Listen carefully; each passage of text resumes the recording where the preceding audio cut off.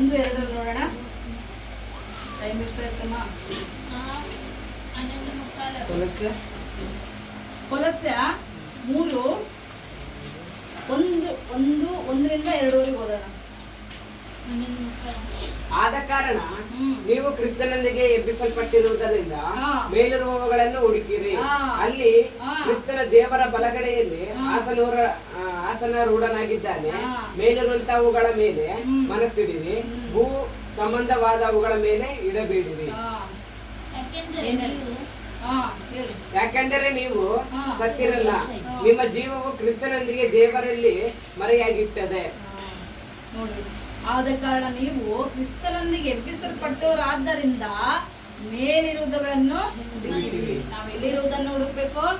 ಮೇಲಿರುವುದನ್ನು ಹುಡುಕ್ಬೇಕು. ಈ ಲೋಕದಲ್ಲಿ ಬೆಳ್ಳಿ, ಬಂಗಾರ, ರೊಕ್ಕ, ಮನೆ, ಆಸ್ತಿ, ಸಂಪತ್ತು ಇವುಗಳ ಮೇಲೆ ನಾವು ಮನಸ್ಸಿಡೋದಲ್ಲ. ನಾವು ಮನುಷ್ಯರಿಗೆ ಒಬ್ಬೊಬ್ಬರು ಈ ಲೋಕದಲ್ಲಿ ಇರ್ತಾರೆ, ಹಣ ಎಷ್ಟಿದ್ರು ಅವ್ರಿಗೆ ಕಡಿಮೆನೆ, ಎಷ್ಟು ಹಣ ಇದ್ರು ಅವ್ರಿಗೆ ಕಡಿಮೆನೆ. ಅಪ್ಪ ಇನ್ನೂ ಸಂಪಾದಿಸ್ಬೇಕು, ಇನ್ನೂ ಬಂಗಾರ ಹಾಕೊಂಡಿರ್ತಾರ, ಇನ್ನೂ ಹಾಕಬೇಕು, ನಾವು ಇನ್ನೂ ಹಾಕಬೇಕು ಅಂತ ಆಸೆ. ಎಷ್ಟು ದುರಾಸೆ, ಆಸೆ ಇರಬೇಕು, ಅದು ದುರಾಸೆ ಇರಬಾರ್ದು. ಅತಿ ಆಸೆ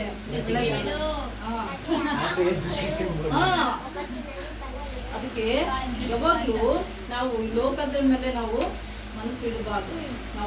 ನಾವು ದೇವರ ಮಕ್ಕಳು. ಅದಕ್ಕಾಗಿ ದೇವರು ಹೇಳ್ತಾರೆ, ನೀವು ನನ್ನ ಮಕ್ಕಳಾಗಿದ್ದೀರಿ, ನನ್ನಿಂದ ಎಬ್ಬಿಸಲ್ಪಟ್ಟವರಾದ್ದರಿಂದ ನೀವು ಈ ಲೋಕದ ಮೇಲೆ ನೀವು ಮನಸ್ಸಿಡಬೇಡ್ರಿ, ನೀವು ಮೇಲಿರುವುದನ್ನು ಹುಡುಕಿರಿ. ಈ ಲೋಕದಲ್ಲಿ ಇರುವುದನ್ನು ನೀವು ಹುಡುಕ್ಬೇಡ್ರಿ. ಈ ಲೋಕದಲ್ಲಿ ಏನೈತೆ ಅದೇ ಕಲ್ಲು, ಮುಳ್ಳು, ಕೆಟ್ಟದ್ದು, ಒಣಗೋಗಿರೋದು, ಬಿದ್ದಿರೋದು, ಆಸಿರೋದು, ಇವನ್ನೆಲ್ಲ ನಾವು ಹುಡುಕಬಾರ್ದು. ನಾವು ಯಾವುದು ದೇವರ ಒಂದು ರಾಜ್ಯವನ್ನು ಹುಡುಕ್ಬೇಕು. ಅದಕ್ಕಾಗಿ ನಾವು ತವಕ ಪಡಬೇಕು.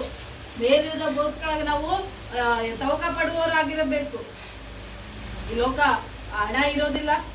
ಹಣ ಎಷ್ಟಿದ್ರು ನಮ್ಮ ಆರೋಗ್ಯ ಕೆಟ್ಟೋಯ್ತಂದ್ರೆ ದೇವ್ರೆ ಡಾಕ್ಟರ್ ಹತ್ರ ಹೋಗಿ ನಿನ್ಗೊಂದು 1 ಕೋಟಿ ಕೊಡ್ತಪ್ಪ ನನ್ನ ಆರೋಗ್ಯ ಚೆನ್ನಾಗಿ ಮಾಡಂದ್ರೆ ಏನಂತಾರೆ ಡಾಕ್ಟರ್? ಅಲ್ಲ, ನಿನ್ನ ಆರೋಗ್ಯ ಗುಣಪಡಿಸೋದಾದ್ರೆ ನಿನ್ ದುಡ್ಡು ಎಷ್ಟು ಖರ್ಚು ಮಾಡಿದ್ರೆ ಕೂಡ ಗುಣ ಹೊಂದುತ್ತೆ. ಆದ್ರೆ ಅದು ಗುಣಪಡಿಸಲಾಗದಂಥದ್ದು ಕಾಯಿಲೆ ಇದ್ರೆ ನೀನು 1 ಕೋಟಿ ಕೊಡ್ತಂದ್ರ ನನ್ನ ಕೈಲಿ ಏನಾಗಲ್ಲಪ್ಪ. ನೀನು ಎಷ್ಟು ಕೋಟಿ ಕೊಟ್ಟರು ಕೂಡ ನನ್ನ ಕೈಲಿ ಆಗಲ್ಲ. ಯಾಕಂದ್ರೆ ಇದು ನನ್ನ ಕೈಯಿಂದ ವಾಸಿ ಮಾಡಲಾರ್ದು, ಇದು ದೇವರೇ ನಿನಗೆ ವಾಸಿ ಮಾಡ್ಬೇಕಂತೇಳಿ.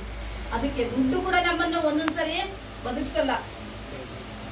ದುಡ್ಡು ಕೂಡ ನಮ್ಮನ್ನು, ಈಗ ಸತ್ತಿರಲ್ಲ, ನೀನು ಎಷ್ಟು ದುಡ್ಡು ಕೊಡ್ತೀನಿ ಅಂದ್ರೆ ಅವ್ರು ಎದ್ದು ಬರ್ತಾರೆ, ಮತ್ತೆ ಬರಲ್ಲ. ಅದಕ್ಕೆ ಈ ಲೋಕದಲ್ಲಿ ನಾವು ಹಣದ ಮೇಲೆ, ಬಂಗಾರದ ಮೇಲೆ, ಆಸ್ತಿಗಳ ಮೇಲೆ ನಾವು ಏನ್ ಮಾಡಬಾರ್ದು? ಮನಸ್ಸಿಡಬಾರ್ದು. ನಾವು ಯಾವಾಗಲೂ ಮೇಲಿರುವುದಗಳನ್ನು ನಾವು ಹುಡುಕ್ಬೇಕು. ಅಲ್ಲಿ ಕ್ರಿಸ್ತನು ದೇವರ ಬಲಗಡೆಯಲ್ಲಿ ರೂಢನಾಗಿದ್ದಾನೆ. ಮೇಲಿರುವುದಗಳ ಮೇಲೆ ಮನಸ್ಸಿಡಿರಿ, ಭೂ ಸಂಬಂಧಗಳ ಮೇಲೆ ಇಡಬೇಡಿರಿ. ಯಾಕೆಂದ್ರೆ ನೀವು ಸತ್ತಿದ್ದೀರಲ್ಲ. ನಾವೇನಾಗಿದ್ದೀವಿ? ಸತ್ತಿದ್ದೀರಾ? ಇಲ್ಲ, ಸತ್ತಿಲ್ಲ. ದೀಕ್ಷಾ ಸ್ನಾನ ಹೊಂದಿದ ಮೇಲೆ ನಾವು